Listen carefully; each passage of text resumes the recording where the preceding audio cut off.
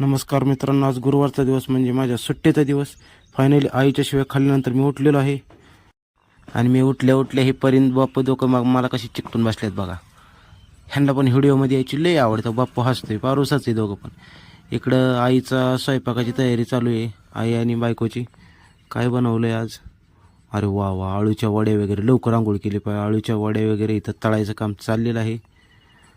आणि इकडं परिजन बाप्पूचं काय चाललं आहे, आजीबरोबर धिंगाणा चालला आहे. सकाळ सकाळ काहीतरी नियोजन चाललं आहे. आजी आणि परी आणि बाप्पू ह्यांचा चांगला खेळ चालला आहे. चला मग तो पण फ्रेश होऊन आलो मी. आंघोळ केली, आंघोळ खाऊन फ्रेश होऊन आलो. आणि तेवढ्यात परीला आणि बाप्पूला काय दिसलं, आकाशात विमान दिसलं. त्यांचा आनंदच गगनात मावेना. दोघं पण विमानाला बघून एवढे उड्या मारत होती. त्याच्यानंतर घरात आलो मी आणि पहिले देवपूजा देवाच्या पाया पडत असते मी. आंघोळ केल्या पहिले देवाच्या पाया पडायचं, देवाचं दर्शन घ्यायचं. घरातली ही काळूबाईची आणि डोंगरची आईची मूर्ती आहे. नंतर